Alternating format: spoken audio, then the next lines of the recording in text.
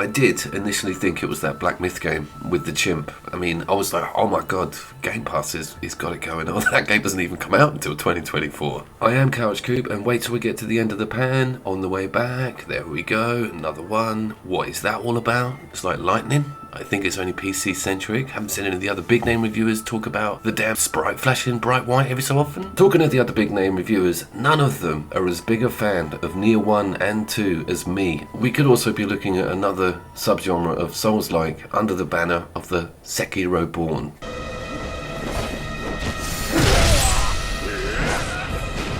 Why they haven't called this Nier 3 is beyond me, because it's basically hardly any change. If you know the second game well, you'll fit into the shoes of this extremely comfortably. The changes come in the world being a lot more open, which is massively welcome with that series, and it not being as Dark Soulsy as you would imagine, i.e. not too much punishment on death. You don't lose too much stuff when going down on the battlefield.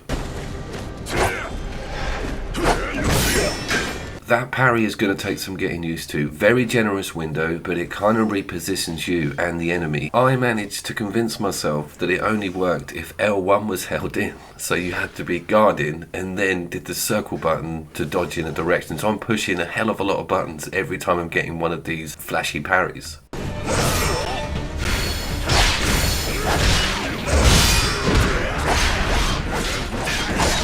What's with the Sekiro analogy? Well, you've got a twangometer. They've also got one as well. Swords clang, things happen. You can get seriously amazing counters if you time your dodge. This process can also be chained, and it does get quite confusing. At the same time, it's really smooth and liberal, but then you kind of get in a bit of a mix-up with the camera. If you're not too overly familiar with that click in R3, get the focus on a singular enemy mechanic, you're going to come really unstuck, because it's quite committal with a lot of the specials, so you need to make sure you know who you're looking at, and if an attack comes in and you're not focused on it, you're not going to parry it. Does it work as a mechanic? Yeah, and it looks extremely flashy and cinematic, and it's totally awesome using it all the time. You kind of get a bit blind to all those beautiful particles. Is it a step down from the strategic stance element that we saw in Nier 2? A little bit. It's kind of more of a simplified combat system, but that's a good thing, because Nier 2 got hella complicated.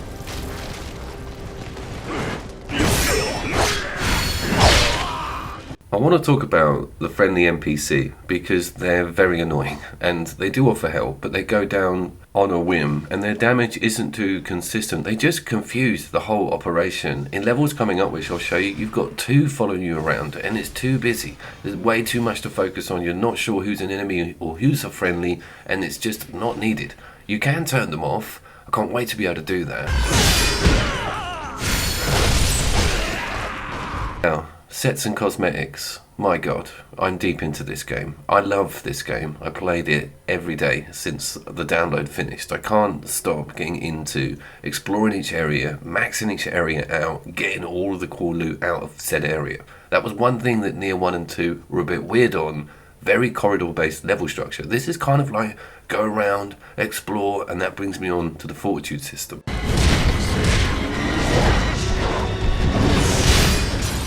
There is a number above my health, kind of semi-centered to the screen. You've also got a number above this boss. Now you have to max out your character in the area before you go and face said boss, because it will punish you if you aren't ranked up enough.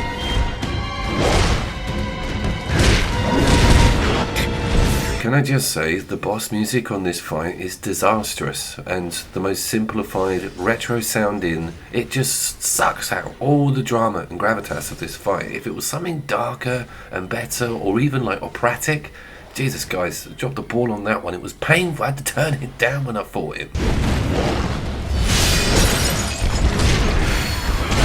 Now this is one of the game's saving graces and major differences, I feel, to their previous work, and it's really cool set piece bosses that aren't as harsh as the previous ones. One of the badass things about Team Ninja is they make the toughest games on earth, and sometimes you just can't see their amazing material because you hit a wall or a boss or something comes up, but with this you're going to get to see it in the majority of the game, and they're fun.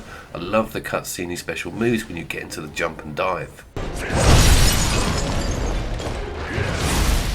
As an experienced Monster Hunter and Dark Souls player, you kind of slip into familiar territory, and having a lock on all the time with the boss is so cool to be able to circumnavigate and use environmental tricks. There are element blights on enemies. Check out that little flame symbol, and you get magic really early. And that's something I will say, is you get everything way too early. I'm barely working out my swords, and you're giving me lightning, flame, and armor magic.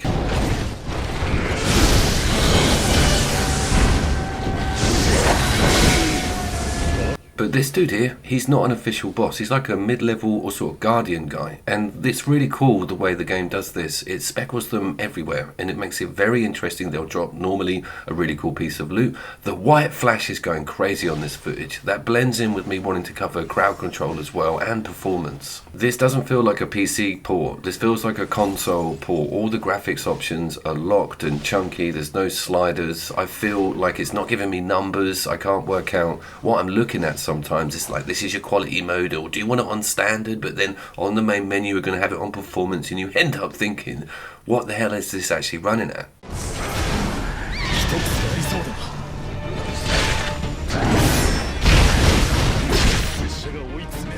I did test it, and on performance it does run at 60 frames. It does dip down to 50, 55 when you've got more than 4 or 5 sprites on screen, and of course those specials don't help. The game may have bitten off a little bit more than it can chew with its flashy maneuvers, but it pays off because you're smiling the whole time, and this is, as a Game Pass edition, absolutely blinding value.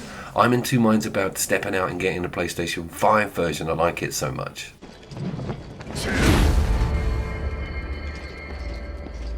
What about the multiplayer online aspect? Never tried any of it. This is all solo offline footage, and these are the two NPCs that come in for some fights. You can see the blatant amount of crowding, and it's just very confusing. I wish it was stripped down very much a non-NPC helper experience, but that can be an aspect if you want it to be. I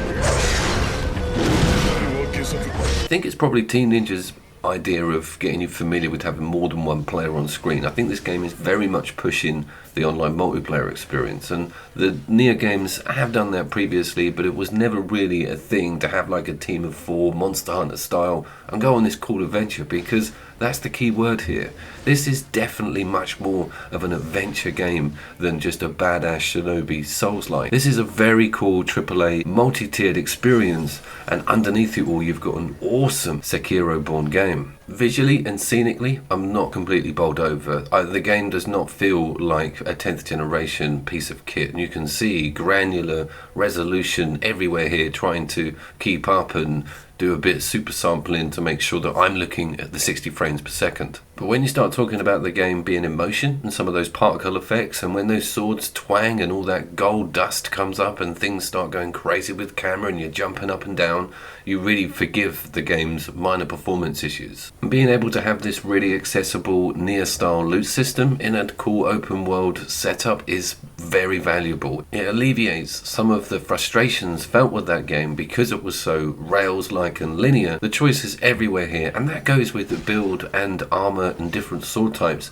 There's an awful amount of choice coming your way early doors. That was the one thing that wound me up about Sekiro. There wasn't that huge incentive to explore or find little mini bosses to get a cool armor set. It was straight down the middle, and also a lot tougher than this. This is accessible for your normie gamer completely. They're going to see loads of it, and if you go online with each other, everyone's going to have a great time. I have been Couch Coop. I will see you down there.